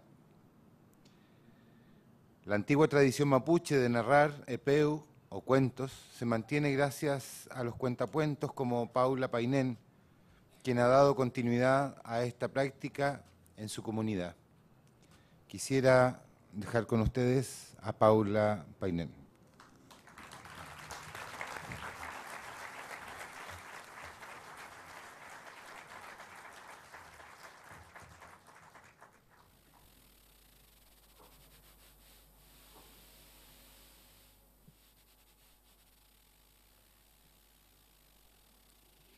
May pulamngin, melepat buceta meu tokom, filma puce melepai, tamo kancha melepan, Gonzalo Yarsun kapayay mi, sauni alunchin, ki mafin sokom plem letiche, kake mapuche, fi meu takapanta melepayota yupunyanin sotate. Inchetate mukom len, como una pa la casa penitanichem. Tani mlemom, pedelen temuko baila kasaka pedelen. Fimo ta ayun kecim lepan, kumita man melepan, ay ketuloy man ito kom sungo. Fita niya ipinda tika kemapuche tati puche. Fimo ta melepan tati pulamngen, puche ito kom kinye matenda inchin kakecheno. y me tamaño tulen, le pantache mapoma. Bueno, doy gracias entonces por estar aquí, porque me invitó don Gonzalo Yarzún, por eso puedo estar también en esta reunión, ¿no? Doy gracias porque puedo conocer también de otros países y también conocemos de Chile también, mujeres, para que lo conozcamos también, porque a veces no se conoce uno, no se conoce el país donde está o la comunidad donde está. Yo me llamo Paula Painén Calfumán, mi comunidad Antonio Rapimán, lugar Licanco, comuna Padre de la Casa. Soy cultora, hace años ya, y enseño a los niños allá, yo también los adultos mayores, también estoy en el adulto mayor allá, tenemos un grupo, también en la escuela, en las 3 escuelas de Padre de la Casa, ahí estoy enseñando a los niños a hablar en su idioma, ¿no? Muchos no quieren hablar, pero ahí enseñándole a los niños aprenden más luego que los adultos, porque los adultos también no aprenden mucho porque no tienen necesidad, dicen. Pero los niños ahí tienen que aprender para que sepa que es mapuche, ¿no? Porque nací y criado en Chile. Y por eso puedo estar aquí. Doy gracias por todo, porque podemos estar también, conocerlo uno a otro. Ahora yo le voy a contar un epeo. No lo voy a leer en el libro, aquí lo tengo escrito todo. No lo tengo escrito en el libro, porque yo conocí el epeo por mi padre, por mi abuelo, mi abuela. En la noche ellos contaban antes, porque antes no había luz, no había televisión, radio, ni celulares, nada. Pero ellos contaban en la noche para poder pasar la noche. Y las mujeres mayores hilaban, hacían de todo también, artesanía, toda clase en la noche ellos hacían y conversaban, entonces nosotros lo escuchábamos. Yo tenía 8, 9 años y yo aprendí esto de mi abuelo. No lo aprendí en un libro, en un papel, nada, porque después, porque eso de 8 años yo no estaba en la escuela, porque años nosotros teníamos mucho ganado, ovejas, vacunos, cerdo, de todo. Y mis padres mejor querían que nosotros cuidemos eso. Y también para aprender a hilar. Eso querían. Pero después ya llegó una escuela y cerquita tuvimos que donar una parte para que esté una escuela. Entonces ahí entré a estudiar. Mi padre era muy estudioso.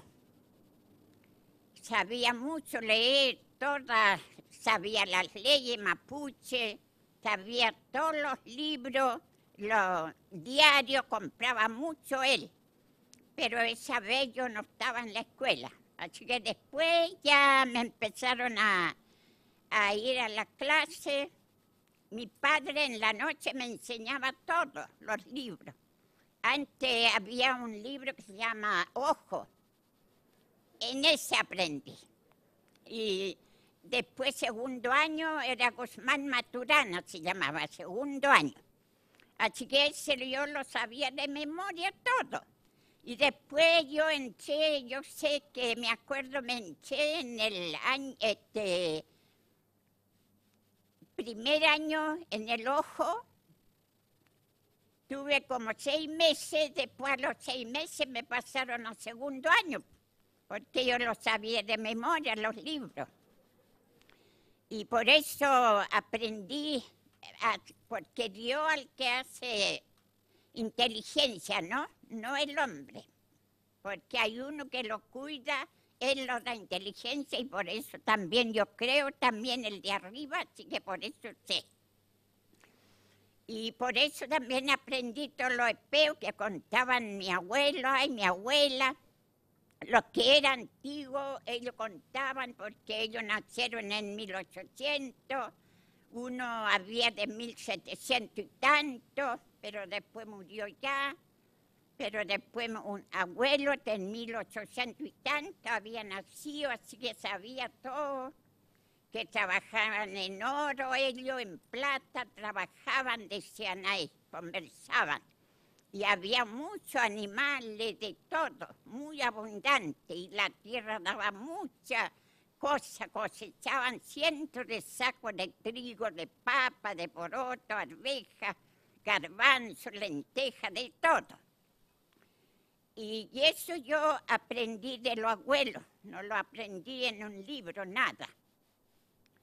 Y por eso ahora le voy a contar uno más chico, porque si le cuento otro, podemos amanecer aquí. Podemos amanecer, mañana seguiríamos, el otro mes llegaría un año contándole. Y mi abuela contaba ahí porque dijo, había un pajarito que se llama chiriu, porque ahora como yo pasé, recorrí a lo largo del país aquí, todas partes, así que uno me decía, por favor, cuente el pajarito. Por eso lo voy a contar.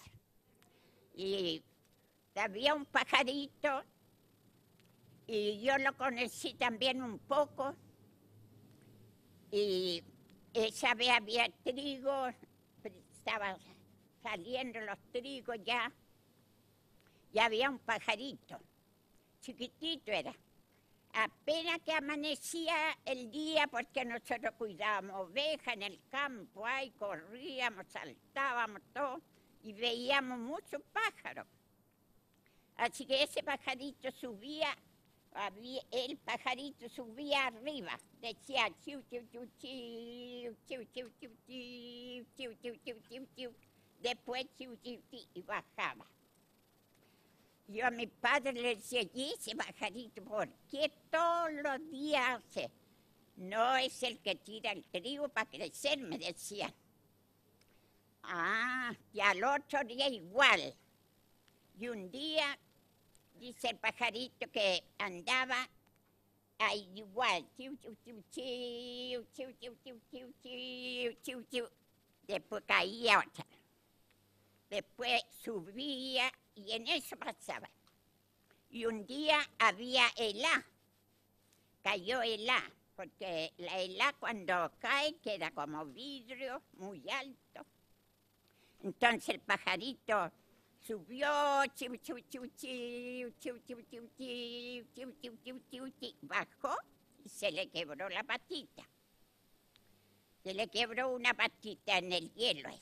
Como estaba muy fuerte, cayó, como estaba como vidrio, la helá, entonces ahí se le quebró la patita. Y el pajarito dijo, oh, se me quebró la patita, ¿qué voy a hacer ahora? Miró en todas partes, miró para allá, para acá, y miró para abajo y le preguntó la helá. La helá le dijo, helá, ¿por qué se me quebró la patita? Y la helá le dijo, ah, yo no sé eso. Yo cuando estoy bien aquí, sale el sol y me derrite todo, dijo, el sol. Entonces el pajarito miró a donde estaba el sol, fue a donde el sol.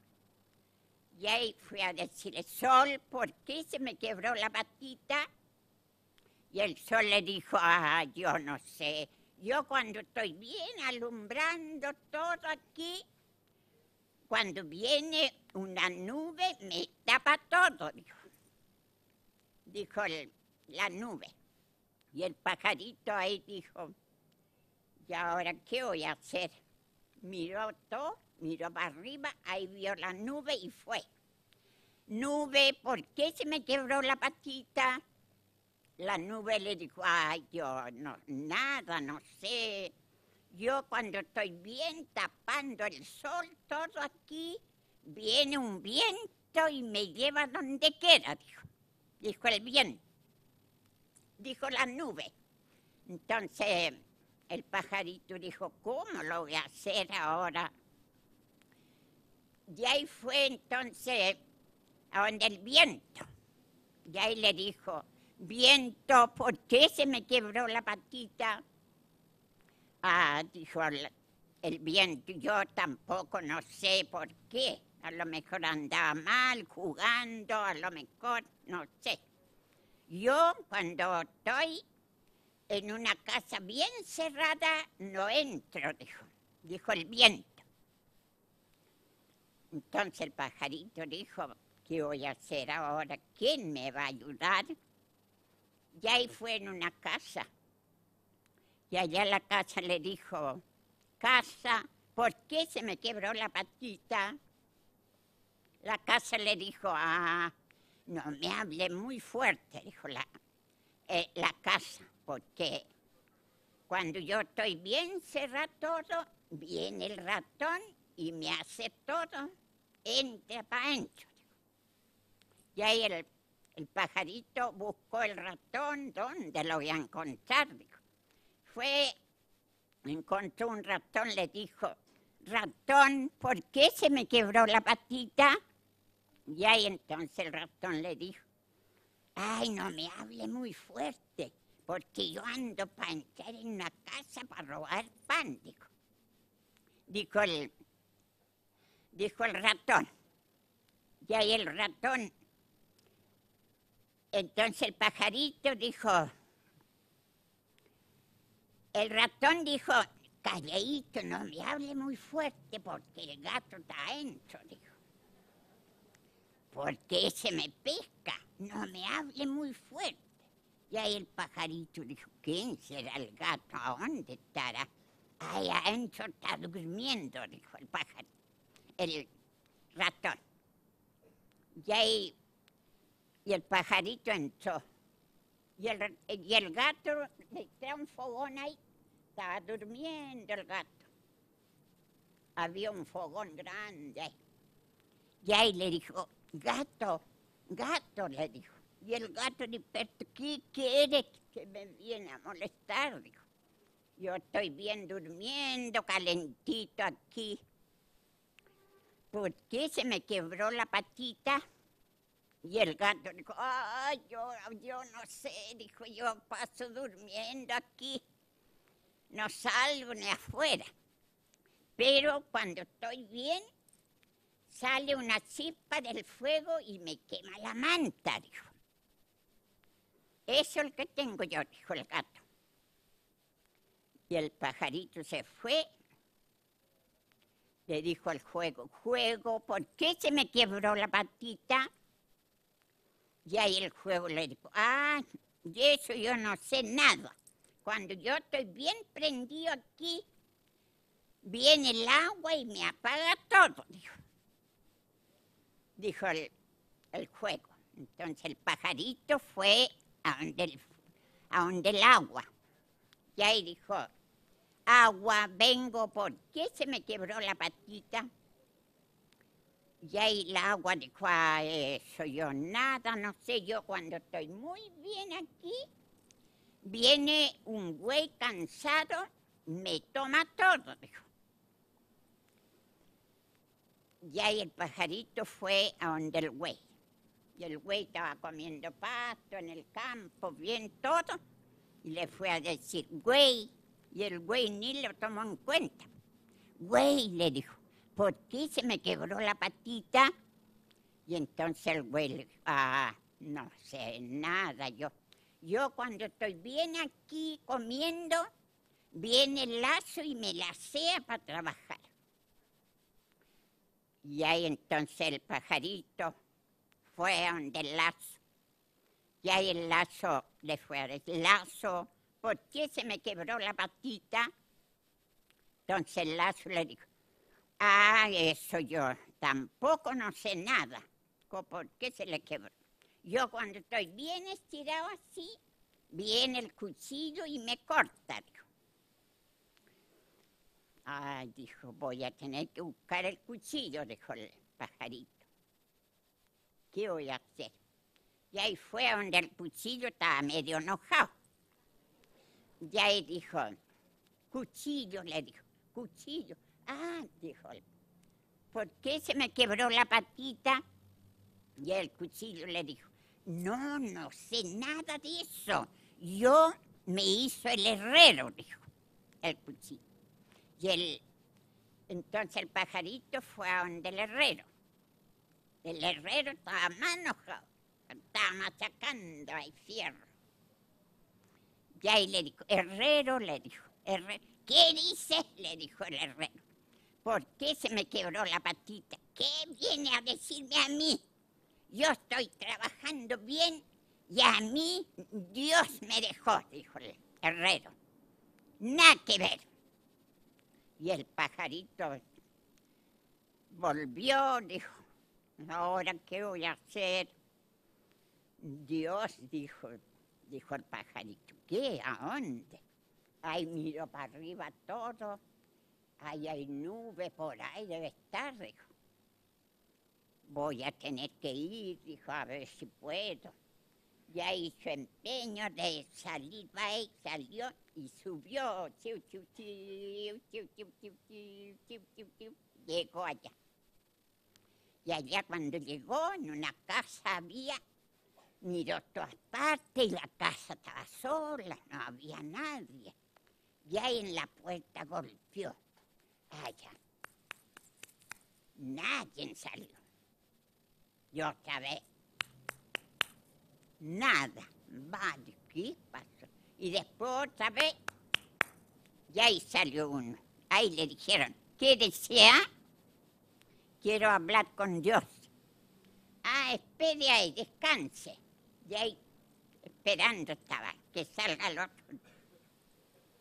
Y ahí dijo el pajarito, ¿qué hora me irán a atender aquí?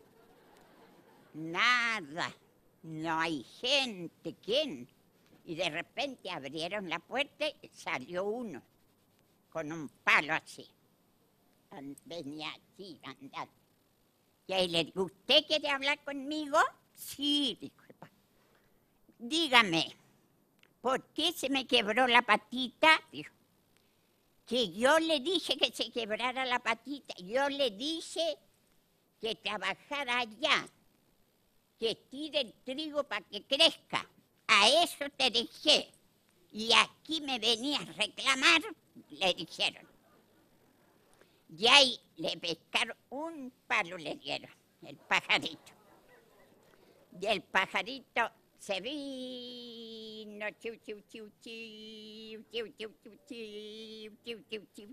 llegó ahí. Cuando llegó ahí, estaban sus compañeros, los otros pajaritos. Llegó sin pluma, a algunos le quedaba, de tanto volar. Y ahí le dijeron, ¿cómo te fue? Nada. Ahí me echaron, así que qué. Y ahí los otros amigos le dijo, ¿qué lo vamos a hacer? Ya está así, pero nosotros le vamos a ayudar aquí, a ayudar a trabajar. Todo lo que tú haces, ese vamos a hacer nosotros, le dijeron el pajarito. Y el pajarito quedó con todos sus amigos ahí en el campo, en los árboles, vamos a hacer nido y vamos a estar ahí, le dijeron. Y hasta ahí quedó el epeo del pajarito, que le conté ahora. Gracias.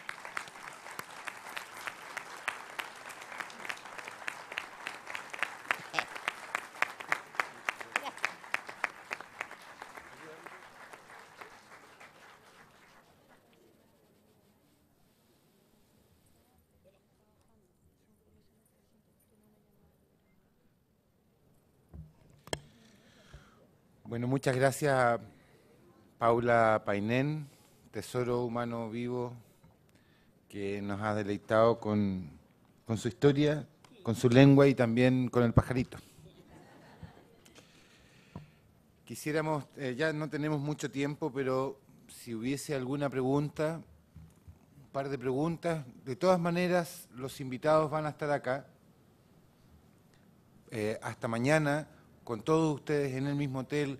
Vamos a tener muchos momentos para compartir y para que puedan seguirle preguntando, pero si es que hay alguna pregunta ahora,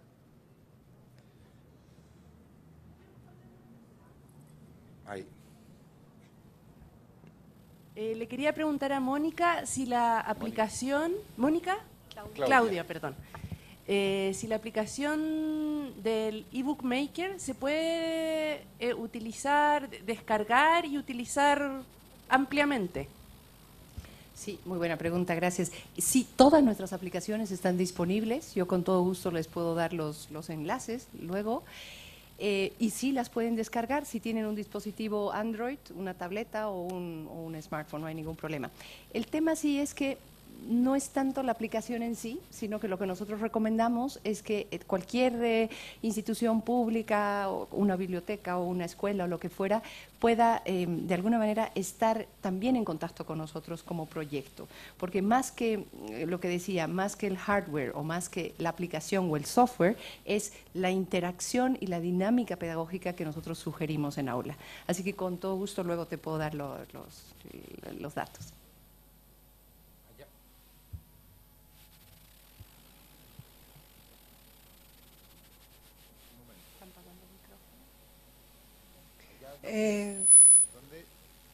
Sí.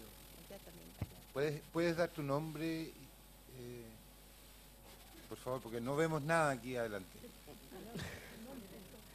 Bueno, yo soy Veruska Petersen de la Coordinación de la Araucanía y me gustaría preguntarle a Claudia, ya que decía que estos programas eran muy amigables para trabajarlos con los niños, ¿qué nivel de rechazo, por decirlo así, tienen los adultos? Ya que gran parte de las bibliotecas públicas no son solo abiertas a los niños, también para los adultos, y se ve muy amigable, pero ¿qué tanto lo es así este nivel de tecnología para ellos? Esa es la consulta, para ver si es posible trabajar programas similares para fomentar la lectura, como comentabas tú, de esto, creación de cuentos, que es muy lúdico.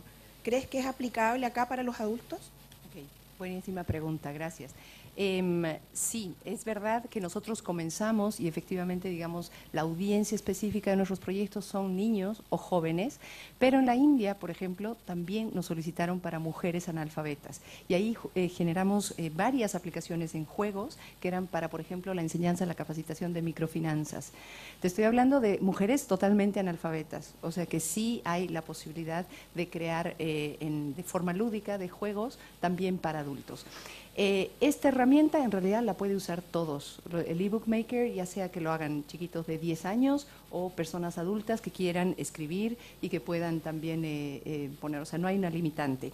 Lo que sí me gustaría resaltar es que desde el África, el sudeste asiático y aquí en América Latina, conversando con maestros rurales, me decían lo siguiente: mira, Claudia, me decían, para nosotros es mucho más fácil poder pasar desde nuestro celular común y corriente, el celularcito que tiene todo el mundo hoy, a estos bichos que son mucho más intuitivos porque se toca y se aprende, que a una laptop o a una notebook.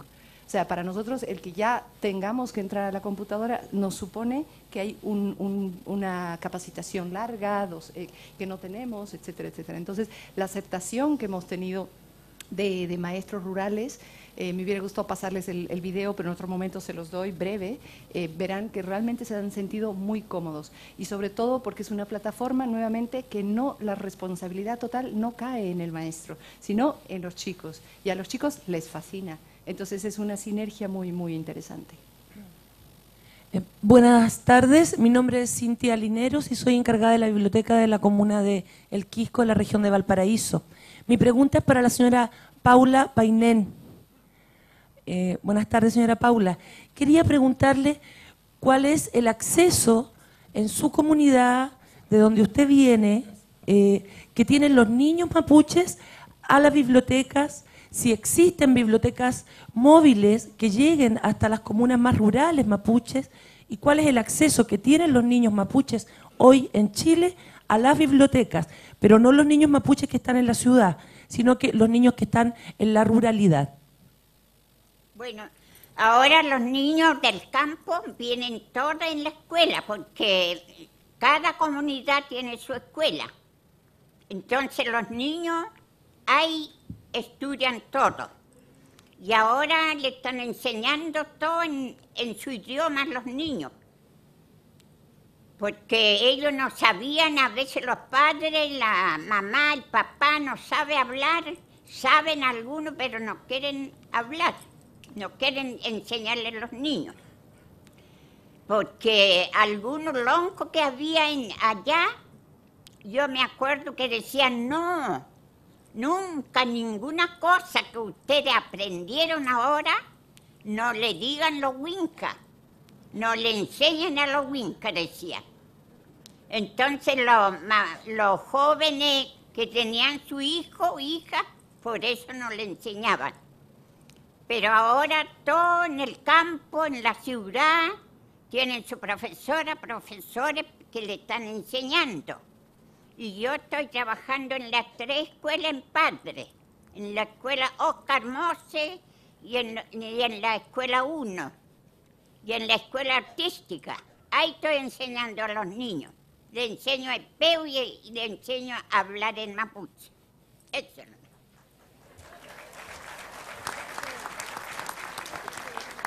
Tenemos acá una última pregunta. Hola, soy Micaela del Archivo de Literatura Oral de la Biblioteca Nacional. Yo quería resaltar más bien, como dijo Gonzalo, un poco esta vuelta a la semilla, ¿no?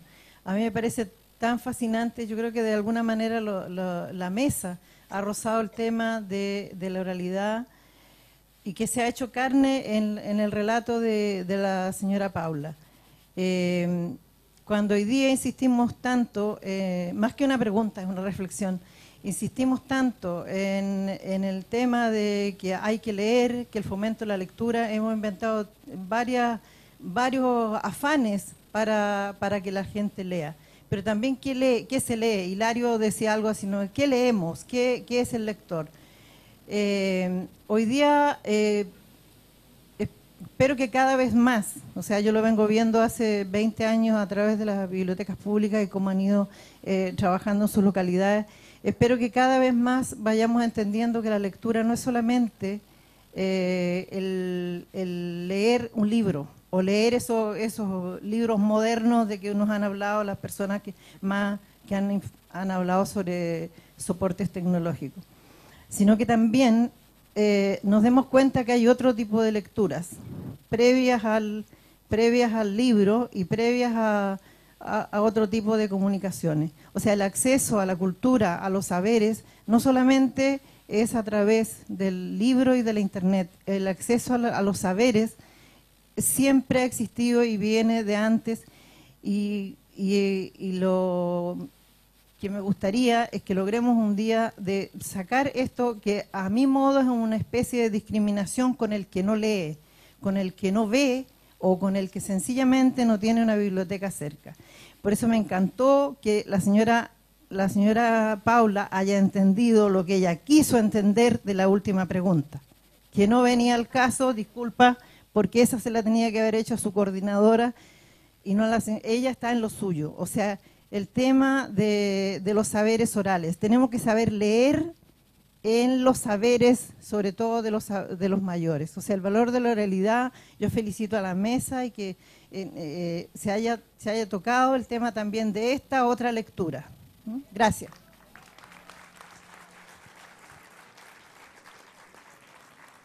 Muchas gracias, Micaela.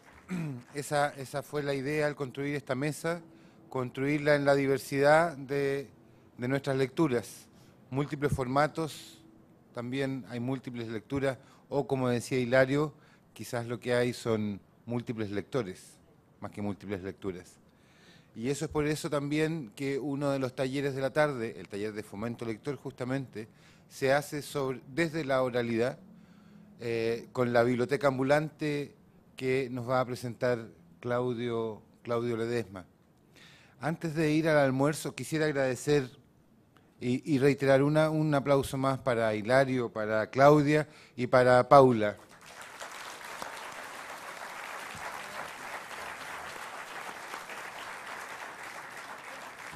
Damos por finalizada esta sesión del día de hoy. Agradecemos la presencia de don Hilario Hernández, Claudia Muñoz Reyes, Paula Painén, Gonzalo Oyarzún y a todos ustedes los asistentes.